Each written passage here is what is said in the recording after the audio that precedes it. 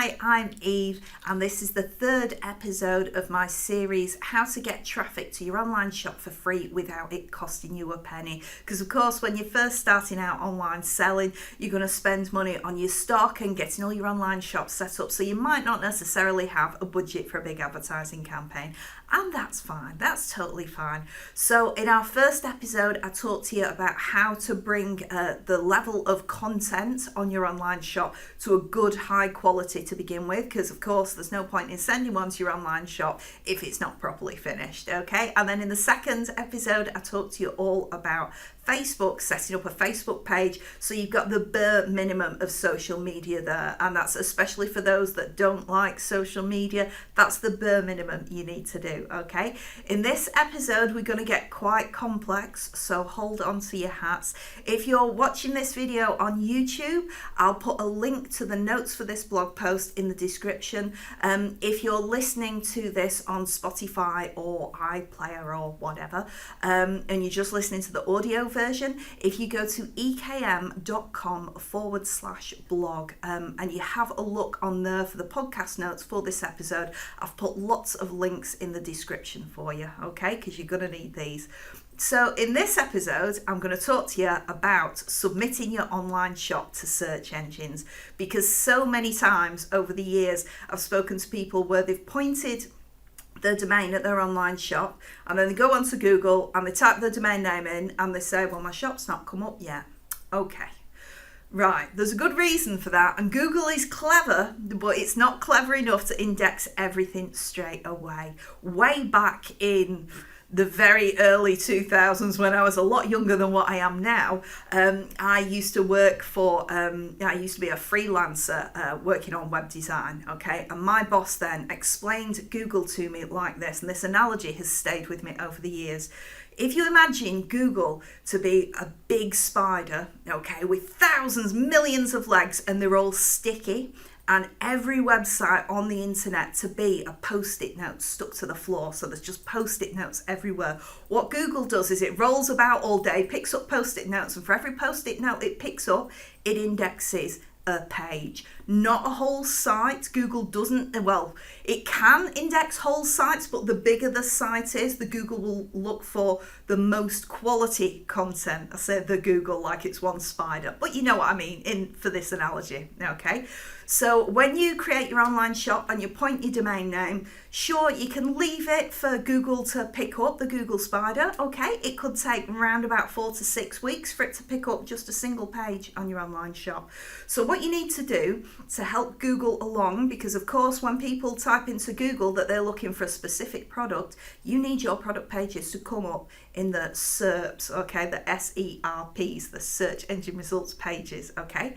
So what you're going to do to help with that is you're going to give Google loads of information about your online shop, okay? And this is where we're going to need some notes, all right?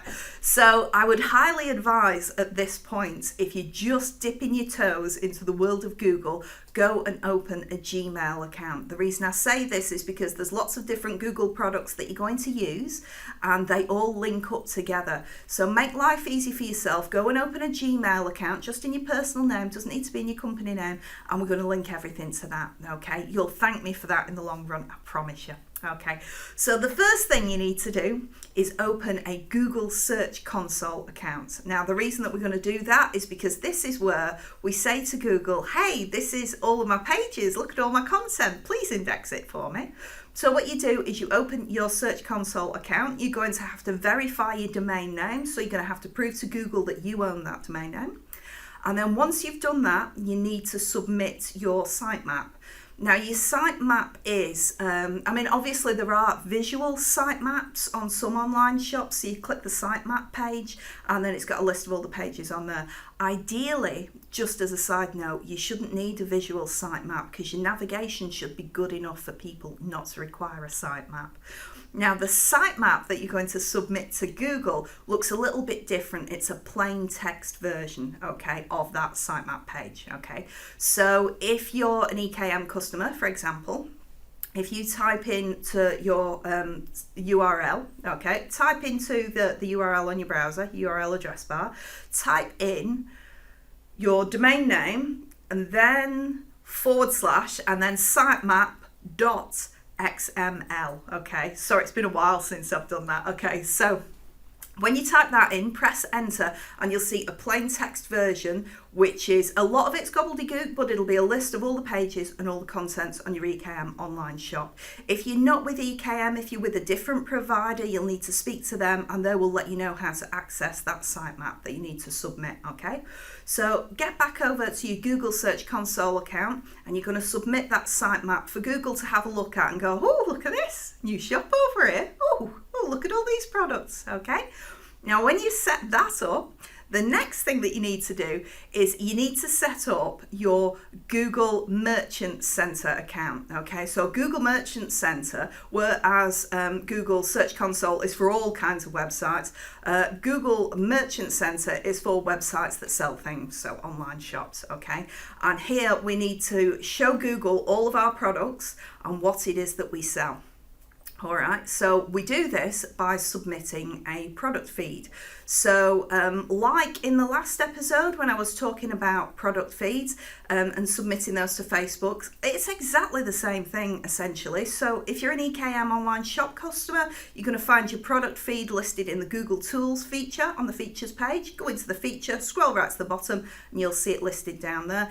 If you're with another provider, you're going to need to contact your provider and ask them where you would expect to find your product feed. Okay, now just before you go throwing your product feed at Google, before you do that, you need to make sure, and this is of utter importance, okay, Google has specific rules over listing products, okay, so your products will need to have a GTIN or an MPN or an EAN numbers, and these are all identifying numbers so Google can see if you're selling a pair of trainers. It recognizes other people that are selling those same pairs of trainers and it will show them relevantly in search results. If you create products yourself, so you create sculptures or something, you know, as an example, you would need to use identifier exists instead of the GTIN, MPN, EAN, okay? Now this is me giving you the bare basics here because obviously different products have different numbers. Now I do have a list of all of these numbers and how Google likes to see them, all right? So I'll put a link into the notes. So if you sell something that's maybe quite complex, maybe you sell machine components, for example, go and have a look at my notes and in there you will see all the bits and bobs that you need to know for submitting those products to Google with the right tags on them, okay? So you need to make sure everything is tagged correctly. And the reason you need to do this is because Google is smart, but Google relies on lots of numbers and identifying tags to tell what a thing is. You can't just pop a thing on there with a picture, a description and a title and hope that Google picks it up. No, Google won't have any of that, okay? So make sure everything's tagged up. Now, when you've done that and you've got your product feed and you've submitted it to Google Merchant Center, what will happen is you can set it up there. So Google Merchant Center will do a scheduled fetch. So every 24 hours or so, Google will have another look at your product feed, and if you've added anything else to your online shop, Google will add that product in under your account as well. So it'll pick up anything new for you, which is absolutely fantastic. And that will help increase your visibility in search engine results, okay? Now, obviously, a lot of this depends on the products that you're selling. Some of you might be selling really competitive products like clothing, for example. Clothing is very, very competitive. But even if you don't have a budget, I would still urge you to submit everything to Google Merchant Center and Google Search Console, okay? Because you need to start making yourself visible in search engine results and encouraging people to come to your shop that way. All of this doesn't cost you a penny. And the best part of it is that by looking at Google Merchant Center and Google Search Console, you can begin to see data about the kind of customers that come into your shop, the online health of your shop, okay? And all of this data can be used so in the future when you get maybe a bigger budget, you can invest in Google Ads. You could either get a third-party company to do it for you, like we've got our own PPC team here at EKM. So if you wanted to speak to someone on the PPC team about setting up a campaign, they'd be able to help you with that. Just give customer support a call and they'll put you through to the relevant folks. Or there's third-party PPC teams that will be able to do things for you as well. Okay. As always, if you have any questions, bob me an email to podcast@ekm.com. But otherwise, if you need help, please make sure you read the notes to this episode, and I will be back very, very soon.